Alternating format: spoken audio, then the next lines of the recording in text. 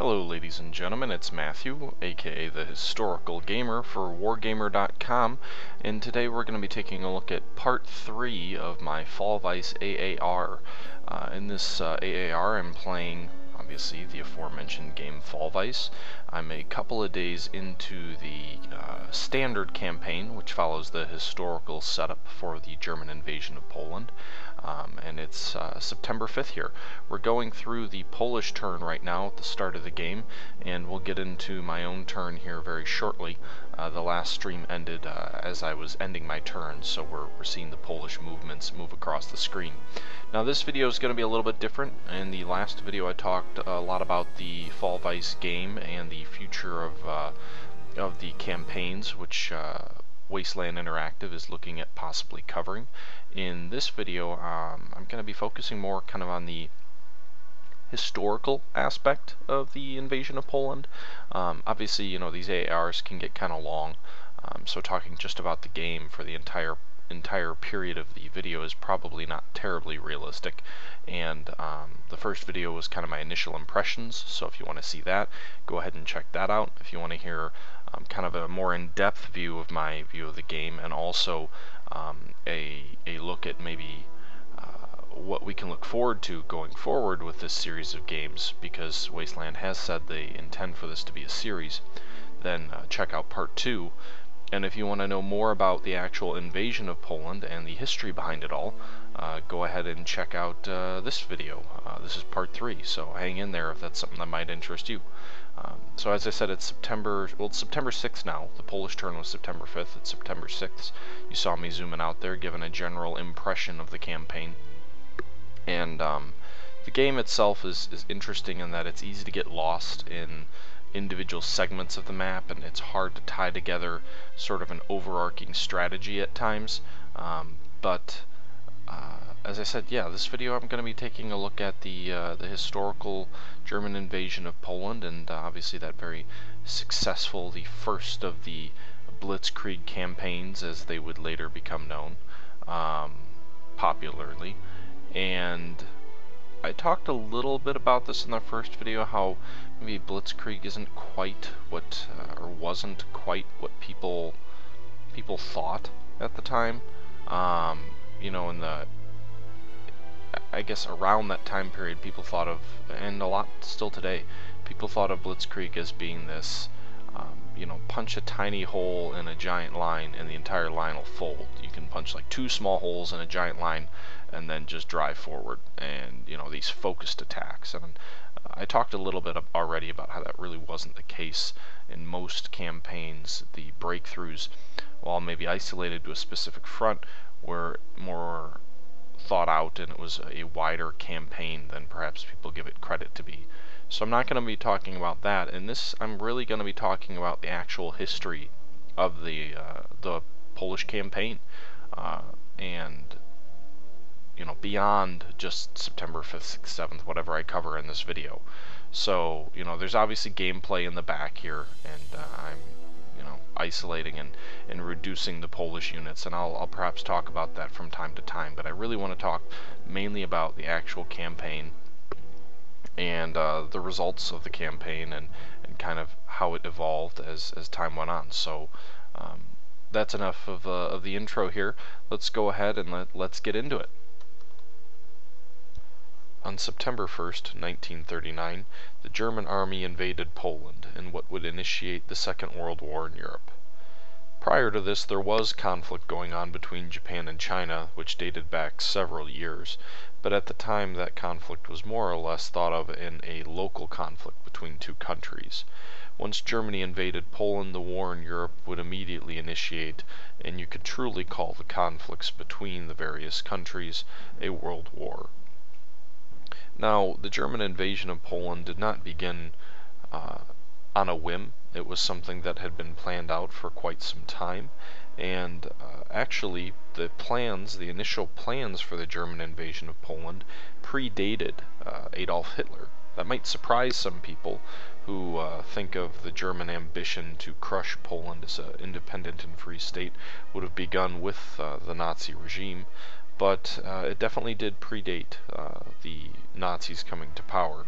Now, if you think about it, it's not terribly surprising because most countries' militaries, at least countries that have militaries capable of fighting wars beyond their borders, have dozens of war plans in place for various contingencies.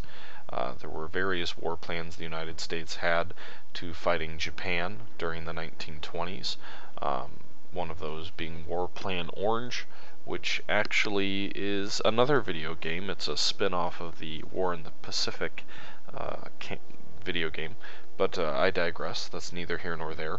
And there have been numerous other war plans. The United States obviously has war plans for fighting Russia and China today, and many different countries have war plans for very different scenarios. The German war plan, codenamed Fall Weiss, the invasion of Poland, actually started in 1928, or at least the plan that was utilized. I'm sure they had some before that. The plan started in 1928. It was the brainchild of a then brigadier general. That general's name was Werner Freiherr von Freisch. I'm sure I'm butchering the pronunciation. He was a German general who entered the army around the turn of the 20th century and fought through World War I on the German general staff. He was not at the front lines, although he was wounded at one point during the war. And he was a general in the Weimar Republic between the German Empire's days and the Nazi regime's rise to power, and even eventually rose to command of the entire German military in the early days of Adolf Hitler's chancellorship and then dictatorship. But yes, he created, or he formulated the plans for the German invasion of Poland, codenamed Fall Weiss, in 1928, 5 years before Adolf Hitler would rise to undisputed power in the German, I don't know if you want to call it German Empire, but in Nazi Germany. So, it's kind of interesting that a brigadier general is formulating these war policies, which would later be used. It certainly predated the effective modern use of armor in warfare, and in fact, at the time that the policy was, or the plan was put into action, the Germans didn't have an air force and didn't have tanks. So they, the raw form of this blitzkrieg, or so-called blitzkrieg, was formed in the traditional manner of a World War I almost like army, and in that sense that to some extent may in of itself debunk the concept of blitzkrieg being totally unique to armored warfare, because the plans which were used in the invasion of Poland predated the ability for Germany to use armored warfare. Von Frisch was very anti-Poland. He hated Poland, so that may have influenced his objective in formulating this plan. I haven't been able to find anything that says he was ordered to create this war plan. I don't know, and I'm not quite sure what his post was at the time, so I don't know if it was his job to come up with war plans, or if this was something he did on a whim because he absolutely despised the Polish nation. It's hard to say.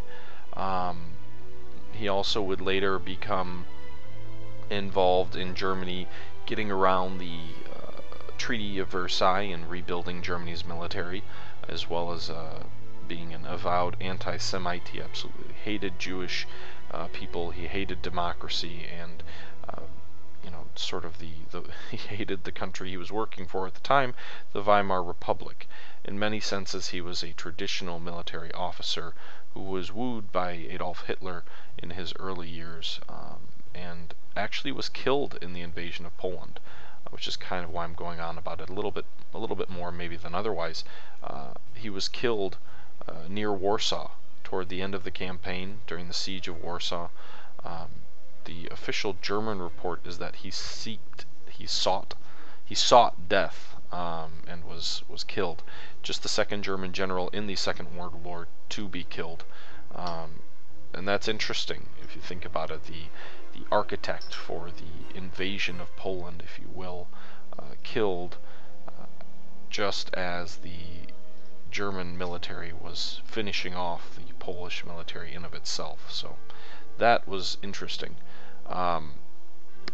One last point I'll make about him is that while he absolutely hated Poland, he seems to be one of the few German officers who actually liked the Soviet Union. He worked closely with the Soviet Union during the years where Germany was getting around the Versailles Treaty and training with the Soviets, and he was very pro-Soviet in their policy.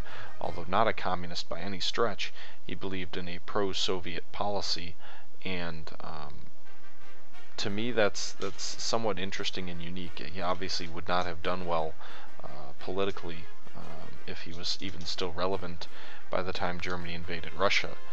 But he was very against the concept of invading Russia, and wanted to form a pro-Russian policy. So that worked well with the eventual Russian involvement in the invasion of Poland, which would come later, which we'll talk about here in a second. But just a little background on the man who formulated at least the backbone of Fall Weiss, which was the German invasion of Poland. Now, Frisch's actual plans for the invasion of Poland were somewhat broad and not terribly specific. The real architects of Fall Weiss, or the ones who get the most credit, are Gunther Blumentritt and Erich von Manstein. Manstein, at least in my own cursory research, seems to get most of the glory behind it all, probably because he was, the more high-ranking of the officers. He was one of the starlets of the German military, if you will, during World War II, helping to plan a lot of the details of the invasion of Poland, and then even also helping to plan the invasion of the invasion of France. And it was his plan to go through the Ardennes and kind of cut through and cut off a big portion of the Franco-British force there. But anyway, we're talking about Poland, so back to that. Manstein and Blumentritt, if that's how you pronounce it, again, the two more popularly understood architects of the German invasion of Poland, and both actually were instrumental throughout the entire war up until the very end. At least in Blumentritt's case, Manstein was dismissed in late 44 by Hitler, in March of 44. But both also played a critical role in rebuilding the German military after the war, when the Western Allies decided it was time to rebuild the German military to help counter the Soviet threat. Both officers played an important role in that as well. Manstein tended to try and ignore the atrocities committed by the German military and looked at things more of just a tactician or strategy overlay after the war. Perhaps, to save his own image, perhaps to convince himself he was not involved in war crimes. Whatever the case may be, Manstein and Blumentritt were both instrumental in the planning of the German invasion of Poland, and also ended up being instrumental in rebuilding the German military after the war, and to a large degree can be responsible for a large portion of what the German military is today. But fast forward to 1939 and the German invasion of Poland itself. The invasion plans were put into place again by these three individuals who I've mentioned. The broad idea behind it is that the German forces would be broken up into two army groups, Army Group South and Army Group North. Army Group North would strike from eastern Prussia into Poland and drive south toward Warsaw. Army Group South would strike from the southern portion of the German-Polish border, and would drive east and then north, linking up with Army Group North around Warsaw. A pincer would cut the heart out of the Polish the Polish nation, and the center of the actual Polish lines would be relatively untouched. The eastern portion of Poland would also be untouched, and as the Polish would, unfortunately for themselves, figure out later on, had a large Russian force to deal with. Again, there were attacks elsewhere. The German army groups consisted of the Army Group South consisted of the 10th and 14th Army. Army Group North consisted of the 3rd, 4th Army as well, and both forces had a reserve. The main pincer force in Army Group South was the 10th Army. and the main force in the Army Group North was the 3rd Army. The other armies launched supporting attacks along the flanks to help guard the German forces, but these 2 armies were the main focus of the attack. They also called for the attack through basically the Polish plains.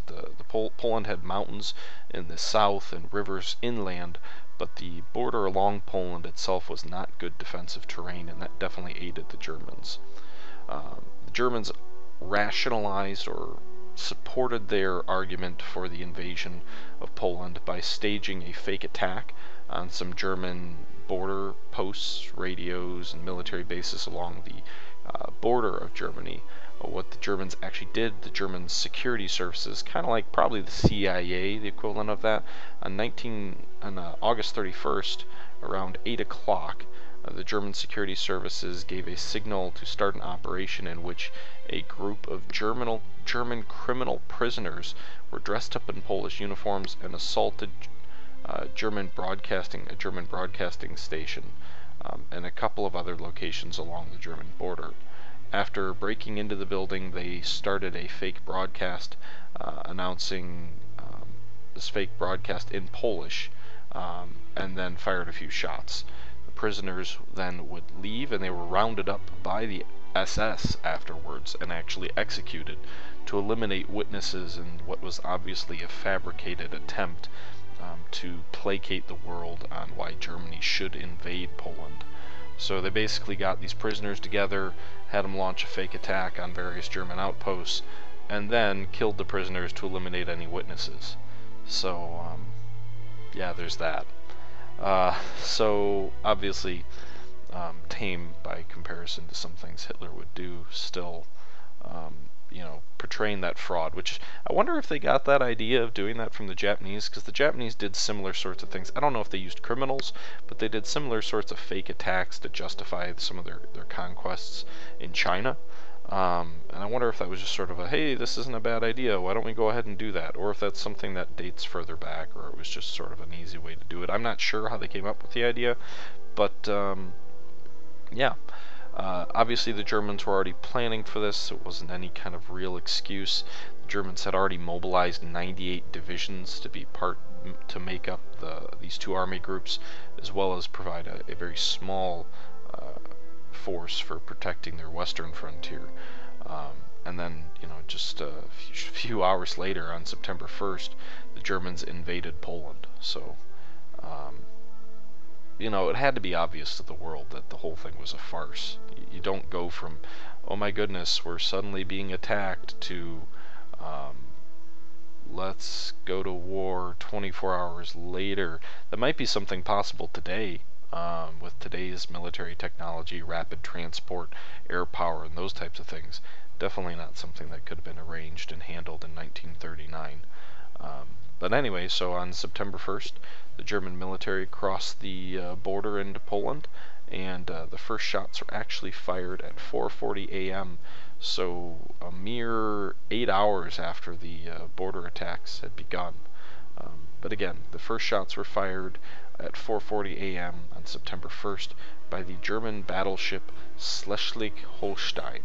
The target was a guard company's barracks in the West Platte post near Gdansk, which was a Polish fortress which held up remarkably well under German fire near the port of Danzig and Gdansk, in that sort of northern area where Poland had its only coastal forts.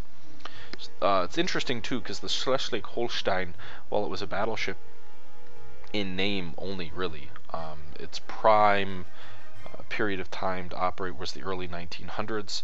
It was part of the last class. Let me double check that.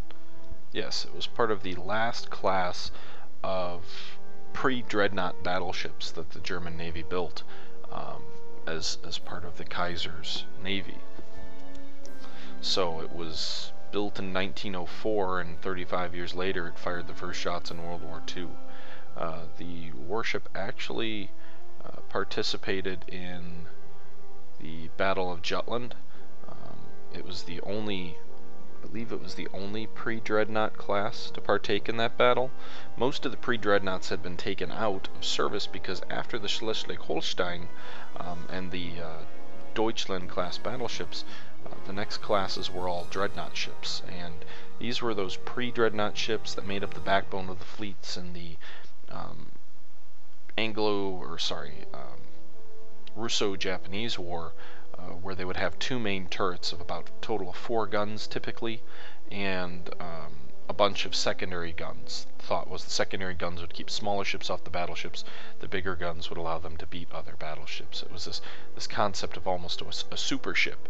And after that, the Dreadnought was laid down and launched by the British, which focused on the all big gun design, abandoned those medium and short range weapons, focused strictly on long range weapons, and it made all the previous ships obsolete.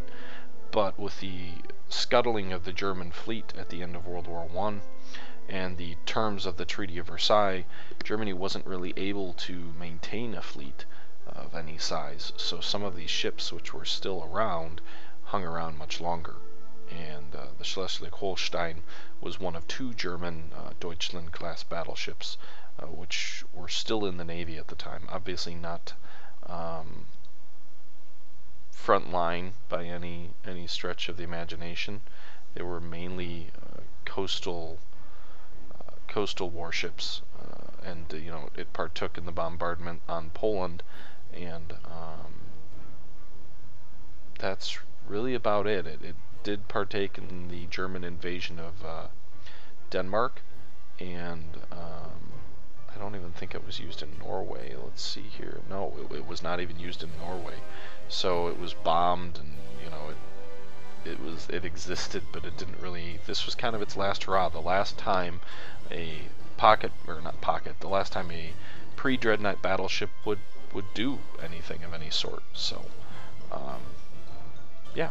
But anyway, the German invasion began at 4:40 at about 5:30 a.m. The war began. I think it was about 5:45. The Germans attacked and crossed the border. At 6 o'clock, they crossed the border into Poland, and it was about 10 minutes later, at about 6:10 a.m., the Germans engaged the first Polish units, and there were actually shots being fired. So that was the start of the invasion of Poland, and from there we kind of get into the actual sort of military elements of what happened following the German plan of Fall Weiss. First of all, I mentioned Fall Weiss a few times. Just to clarify, Operation Fall Weiss is, in my case, I'm referring to it in the invasion of Poland. The Germans also referred to the invasion of Yugoslavia as Operation Fall Weiss, but this is obviously the invasion of Poland that we're talking about here. Now, I mentioned the 2 main pincers, or 2 main elements of the German invasion, were the Army Group North moving south to cut off, or to link up with Army Group South as it moved east and north, and they would all link up around Warsaw. And the main armies involved there were the 10th and the 3rd Armies. But there's a popular myth that surrounds the campaign of Poland, in which people remark of German cavalry, Polish cavalry units on horses charging German tanks.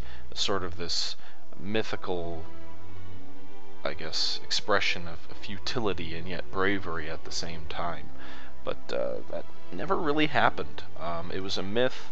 It was portrayed a lot. Even today, people still think of it as being true, but it really wasn't. So right around the initial German invasion into Poland, the German 4th Army, which was part of Army Group North, but was invading kind of from Germany proper east through the Polish corridor, which is in that northern section of Poland near the coast where Gdansk and Danzig are. So German Army Group 4, the 4th German Army, as part of Army Group North, was launching one of those ancillary attacks to kind of guard the German pincers, if you will. And in this case, this attack was to kind of cut off the Polish corridor. And the Polish army along the border began a planned retreat, but there were a series of small attacks covering that retreat out of the Polish corridor, and it was at this time that the 18th, I think it's pronounced Ulan Regiment, which is a cavalry regiment, was ordered to counterattack to cover the Polish retreat from the German Army Group North, from German Army Group, the 4th German Army. And in front of one of the regiment's squadrons, they were just starting to leave the woods. A German infantry battalion appeared, and while they were taking their positions, while they were trying to get into position to fight, the Polish Uhlans, or cavalry, attacked, and it might be the last time there was a successful cavalry attack on an infantry unit. There were virtually none in World War I, if any. I'm not aware of any. And even, through the 1870s war, the Franco-German or Franco-Prussian War in 1870, cavalry was outdated. There were several glorious charges in that war, but they were mostly all cut to pieces, in which it became clear that cavalry was not the force it used to be. It might have at the time still been used for scouting purposes, but for actual combat, just a myth, not something that was useful anymore. But in this case, in 1939, a Polish cavalry squadron charged through a German infantry battalion, and really kind of cut them to pieces. Let's see here. So they successfully charged into the German infantry battalion. It was a successful charge, and then suddenly, after the charge, some German tanks appeared, and the Uhlans attempted to retreat. They weren't charging the tanks. They attempted to retreat, but under heavy fire, they were cut to pieces, and about 20 of them were killed, including the unit's commander. So again, just kind of one of those interesting examples.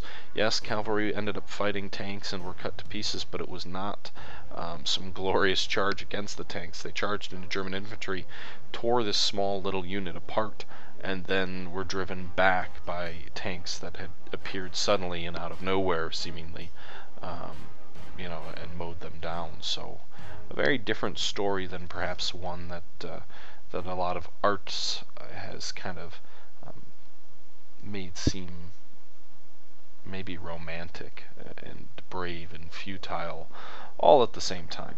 But anyway, that was just an interesting little tidbit there. Cavalry charge actually was part of a larger battle, the Battle of Morka, which was one of the few Polish victories during the campaign between the Germans and the Poles. It was actually an incident where the German army, primarily the 4th Panzer Division, attacked the Polish city of Morka on September 1st, 1939. The Germans attacked and nearly broke through several times, but the Polish showed great fortitude, and with a cavalry brigade and an infantry division and a small armor force, actually resisted the German Panzer Division and killed or captured over 800 troops and destroyed more than 100 German vehicles, including 50 of which were tanks. It's pretty remarkable, considering, the reason I mention it is one of the things that typically characterizes the Polish campaign against the Germans was the futility of it, and how basically there seems to be this impression that the Germans just rolled over the Poles without loss. And again, in a single day, a German division lost 800 men, more than 50 tanks, and 100 vehicles. The Polish, in contrast, the Polish lost only about 500 men and about 300 horse, and one tankette, which is like a small Polish tank. So that's just a kind of another example of maybe how the Polish campaign didn't quite go as exactly as described. Obviously the Polish were defeated, and they didn't last very long, but when they did engage the Germans and were able to fight them head on, they traditionally did pretty well. I think one of the things that really cost the Polish was that maneuverability factor. German forces in general were much more mechanized and maneuverable. The Polish Morka is actually an interesting example in where the Polish were able to continually shift forces to meet the Germans as they continued to try and probe around the Polish lines. And one of the reasons the Polish were effective at that is they had a brigade of cavalry defending the city of Morka. That mobility that horsemen offered was something that a lot of regular Polish infantry units simply didn't have, and helped to counter the German mechanized and armored forces which they were facing, at least their maneuverability. Obviously not their durability, but their maneuverability was somewhat countered by the Polish units operating tank or infantry with horse. The infantry did not fight mounted. They fought more or less dismounted, so they were used much in the way that infantry was used or cavalry was used at the Battle of Gettysburg, where the men rode in on horses but then dismount and fought dismounted. So cavalry still posed a useful utility on the battlefield, but again, more for its mobility than its actual effectiveness in combat being anything more than what a normal infantry unit would be. But in general, the Polish were outmaneuvered, outnumbered, and outgunned.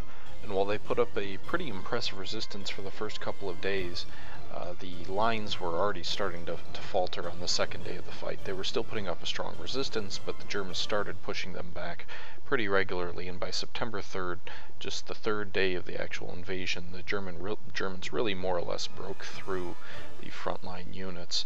It was at that point that the Polish ordered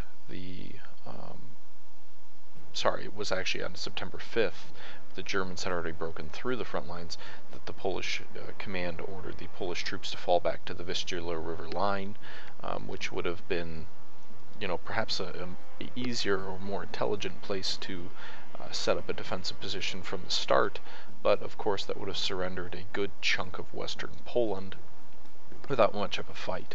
So the Polish began withdrawing by September 5th, harried and pressed back by the Germans at more or less every turn, and Polish units began to become encircled, began to become outrun, and the Germans were rapidly advancing on Warsaw. It was by September 8th that the Germans actually arrived at Warsaw. So it looks like, at least in my game here, which I haven't talked about a whole lot, in my game here I'm not quite on pace with where the Germans were historically.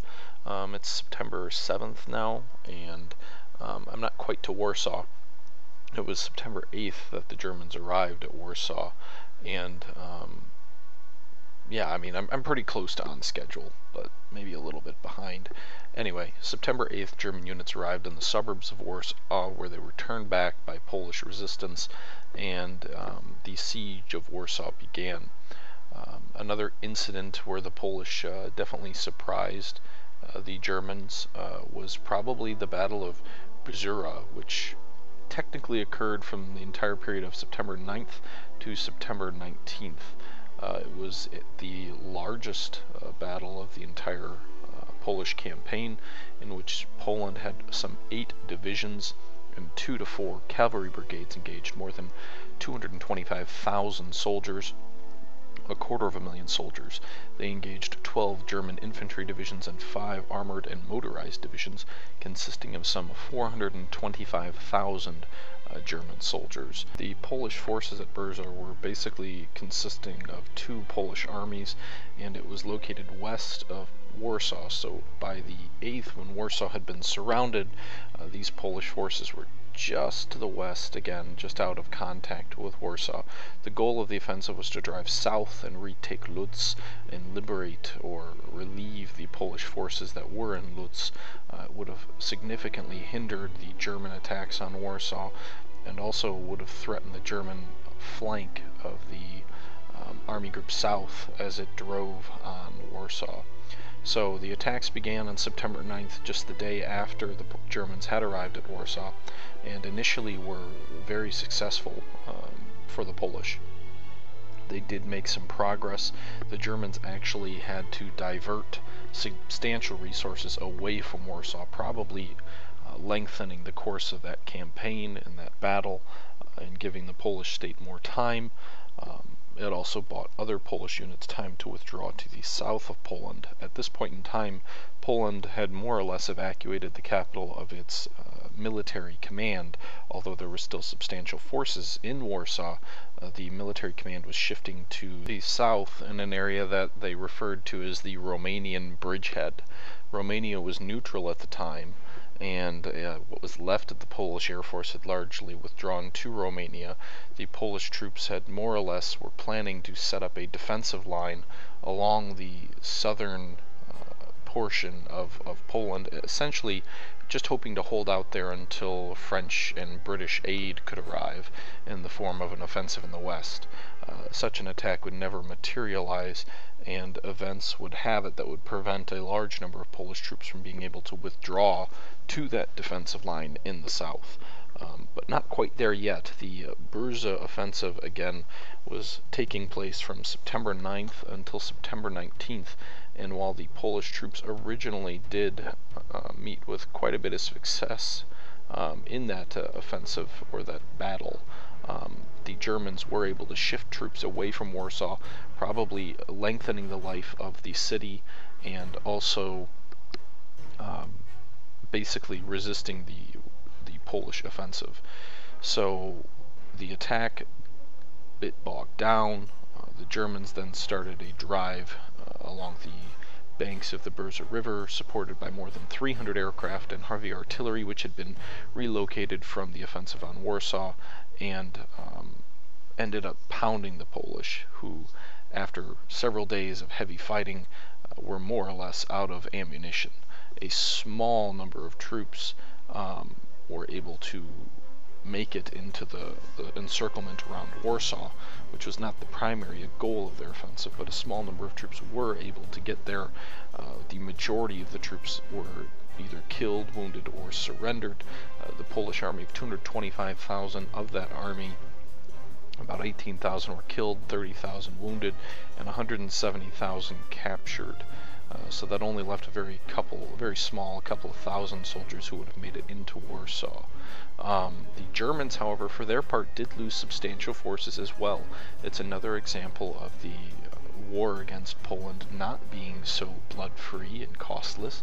The Germans lost more than 8,000 men killed, 4,000 captured, which I imagine they got back, 50 tanks, 100 cars, and 20 artillery pieces, at least according to the statistics that I was able to find. I don't like relying on Wikipedia as a source, but these stats, which are provided on Wikipedia, do link back to the original archives of the history of Poland, which is, if you follow that link, it is a reliable source. So if you look at the numbers, you may say, hey, he lifted this right from Wikipedia, but it does come from a reliable source, the archives of the history of Poland. Again, the Germans lost quite a few men and material, and those types of losses today by any Western power would be considered catastrophic. Imagine 8,000 dead in just 10 days. That's probably true of any battle back during World War II time frame, but still, it's just an example of the Polish putting up a pretty impressive defense of their country under incredibly difficult circumstances. And there you have it. So following the offensive on September 19th, following the German victory, German forces shifted back to the Warsaw Front and began reducing the capital much more steadily. During that entire time period, the Germans were bombarding the city, and the offensives were still slowly occurring. It was just some 8 days later that the Polish capital of Warsaw would capitulate. It had been surrounded by some 19 days, but that being said, a good deal of that, the German attention was elsewhere. On the same day, or I'm sorry, actually that's a different topic here. I do apologize, I am live streaming, so I'm kind of going through different resources while trying to play the game. But as I said, September 27th, the city of Warsaw fell. Now, on September 17th, the Soviet army actually crossed into Poland. So prior to that, 12 days or 10 days prior to the fall of Warsaw, the Russian army attacked Poland from the east. It actually, apparently, there were some instances of Polish troops cheering the Russian army on as it crossed into Polish territory, thinking the Russians were coming to their aid, but really it was part of a secret pact signed between Hitler and Stalin, which agreed to split Poland up and give Russia access to the eastern portion of Poland. The Polish army was obviously somewhat surprised and disorganized. They were waiting for news of a French offensive, which was occurring in the west, but instead they heard their nation had been invaded by another country, which decided to stab them in the back. That aforementioned French offensive did occur, but it was limited to only 3 French divisions, made some initial progress, and then withdrew without serious support.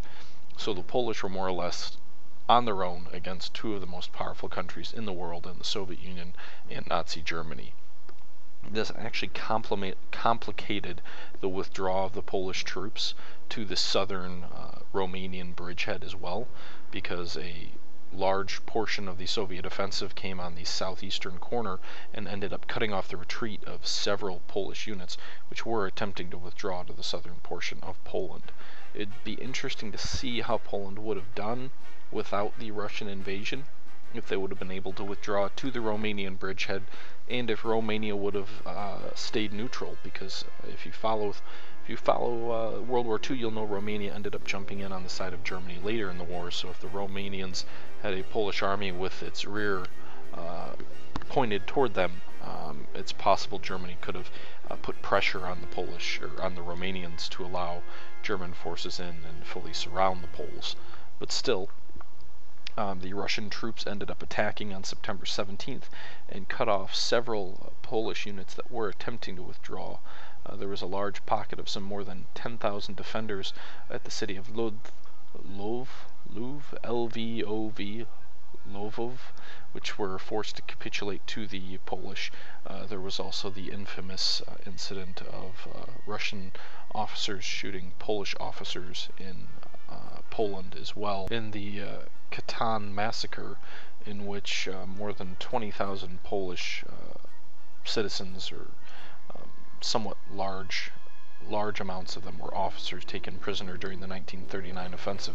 The Katan massacre actually occurred in 1940, but so obviously that was somewhat after the actual campaign, but still, some 22,000 Polish victims were killed. About 8,000 of them were officers which were taken prisoner during the invasion of Poland. Another 6,000 were police officers which were rounded up, Polish intellectuals and other kinds which the Soviets executed there in the Katyn massacre. But yeah, so more or less by September 27th, resistance in Poland was largely dwindling down. The last Polish forces didn't surrender until October 6th, but for more or less by the 19th of September, when the Polish had the Burza offensive was stopped, and those forces were forced to surrender, and furthermore, on the same day, some 10,000 Polish defenders of Lvov surrendered to the Soviets. At that point in time, really, that marked the end for the Polish resistance. The Romanian bridgehead was not going to work. The route to retreat for a lot of forces to the south was cut off. The city of Warsaw was cut off. The largest element of the Polish army had been defeated and destroyed and forced to surrender. So all in all, it was pretty much over by the 19th of September. That was a very black day, if you will, in Polish history, and it's interesting to kind of look back and say, well, that was inevitable, but the Polish had defeated the Soviet Union to gain their own, their independence. Originally, they had, unlike the Ukraine, which had attempted to establish its independence but had failed, Poland had successfully resisted the Soviet Union and fought a war of independence against a much larger, more powerful enemy. Granted, they were not perhaps the military juggernaut at the time that they were even in 1939, or what Germany was certainly in 1939, but the Polish exemplified a nation reacting courageously under fire in perhaps impossible circumstances. Throughout the campaign, Poland, as I said, was significantly outnumbered. Just to start, Poland had about 39 divisions. Many of them were partially mobilized. The Germans had over 60 divisions. The Polish had fewer than one-half as many guns as the Germans, many of them obsolescent World War I relics. They had about 1/3 as many tanks as the Germans, and only about 1/5 as many aircraft, many of them obsolete as well. The Germans had some 2 million soldiers by the end of the campaign, with them 500,000 Soviets, but it's still about 1.5 million Germans, about 500,000 Soviets, a small contingent of Slovaks. The Polish had a mere 950,000. Despite being outnumbered by 2 to 1 in terms of actual combat casualties, the Germans and Soviets lost quite a substantial number of men. Some 16,000 German soldiers were killed. A further 1,400 Polish or Soviet soldiers were killed. Now the Polish did lose substantially more than that, 66,000, but as I said, they were substantially outnumbered. It's about 20,000 to 60,000 casualties if we're loose with our rounding. Definitely not a free war by any imagination. Total casualties for the Germans, Soviets, and Slovakians amounted to just shy of 60,000 at 59,000 if you included wounded. The Polish lost about 200,000, so again substantially more, but a nation running around in a dramatic victory and yet losing some 35,000 casualties is, in the Germans' portion of that was about 35,000 casualties. So you really, it's quite and I'm sorry, that's terrible math. It was about 45,000 German casualties, 47, which, that's a lot of people. That's almost Vietnam right there. That's almost Korea right there in a mere month. And while obviously the nature of war was very different even then to what we had in World War II, and how bloody war was then to what it was in World War II, even though they were substantially different there, it was not a cheap campaign, as is often portrayed in the media. And I think this game does a good job of modeling that again. Kind of to the end of the history of the Polish campaign, there were some Polish forces which were able to evacuate to Britain. There were 3 Polish destroyers, for example, which evacuated to Britain. There were some 50 Polish planes which evacuated to Romania, and the pilots ended up finding their way to Britain and would end up fighting alongside the British Air Force. A free Polish army was founded, although the vast majority of Poles were not able to evacuate or anything along those lines. But still, it's an interesting example of a people and an army that is totally outclassed, putting up an absolute tremendous resistance, and it often gets overlooked and just kind of brushed to the side as, well, the German war started in Poland in 1939 and they overran the Polish. The end. That's the whole story, and it isn't. And it's kind of one reason I enjoy this game. It's another reason that I focused this video on talking about the history behind the German invasion of Poland, because there isn't a lot that's known about it, or isn't a lot that's taught about it, and there's a lot more history. I mean, this was a very, very, very, very brief overview and discussion of it. It's hardly even remotely close to an all-encompassing look. That wasn't my intent. I guess I was just kind of focusing on a few examples of what the Polish did that was somewhat successful, as well as kind of some of the myths surrounding it all, and then also just sort of a general history behind it all. I'm sure the history is taught a lot better in Europe and in Poland in particular, but it's just something that Americans and really the rest of the world don't hear that story all that much. Poland is almost an afterthought in the thought of World War II, and just sort of a wow, they got crushed and didn't even put up much of a resistance, when that really is not true at all. So that's that's why I wanted to talk about that here in this video. Now, getting back to the game here, as you can see, we've moved on to September 8th. We're making some pretty substantial advances. Very close to Warsaw now, although the city is definitely not surrounded or anything along those lines. Sort of trying to get my troops in order here. I've taken Krakow, and I'm trying to get my troops in order to be able to launch a combined offensive on Warsaw itself. While I am operating a bit slower than historically, I don't have troops surrounding Poland yet, or Warsaw yet. I do believe I'm going to have an easier job in this game wearing down the Polish defenses around the city of Warsaw, and hopefully anyway, being successful in defeating them. Lutz has already fallen, which historically it did not yet. There was still a pocket around that.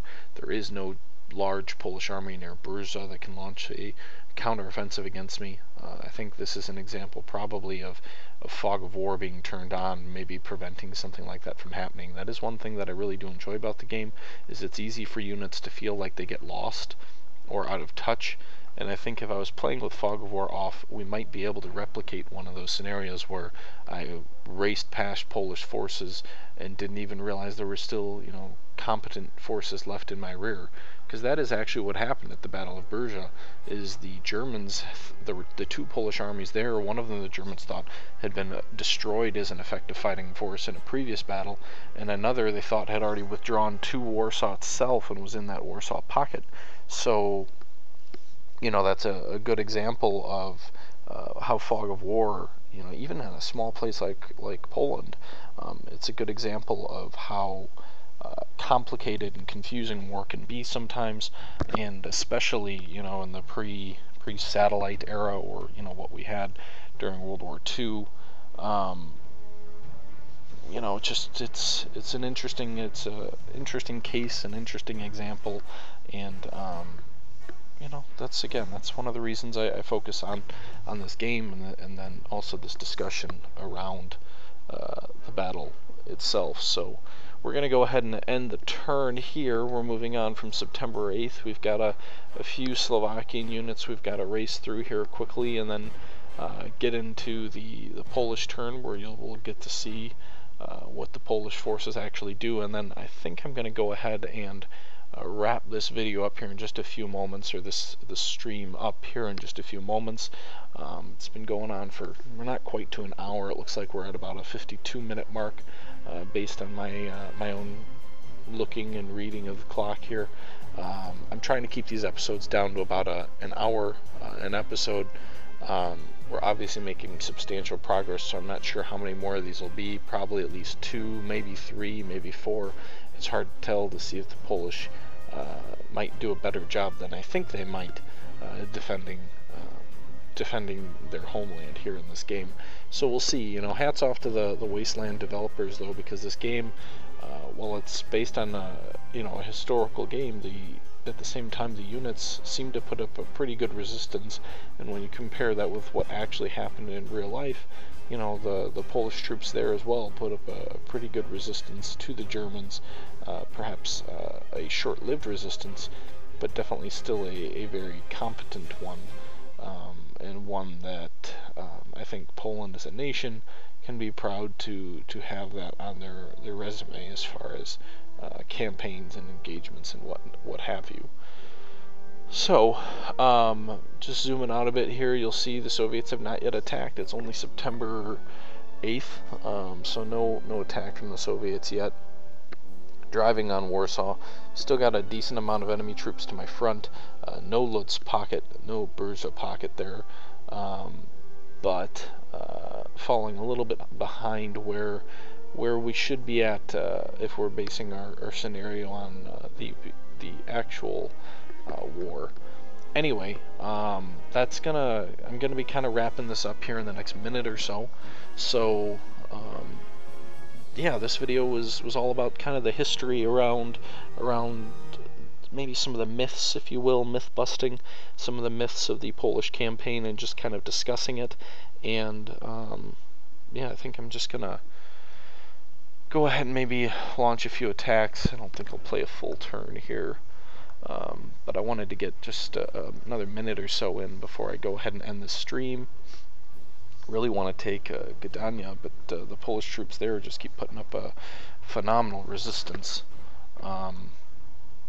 One thing I did want to go ahead and mention here while I've got a minute is I'm kind of just looking over these last few units and items before I end the stream, is if you're interested in the campaign of Poland, there was a new movie which came out last year in 2012 called it's called 1939 Battle of Westerplatte, or Palette, or however you pronounce that, which focuses on the Polish resistance at the Polish forts just outside of Danzig in the early days of the Second World War, when the Polish troops held out in that fort for 7 days, despite being heavily outnumbered. And it's a movie I watched the trailer for and looked somewhat interesting, so it might be something you want to check out. It is a Polish film. I believe they have subtitles. But anyway, that's just something I thought I'd pass along.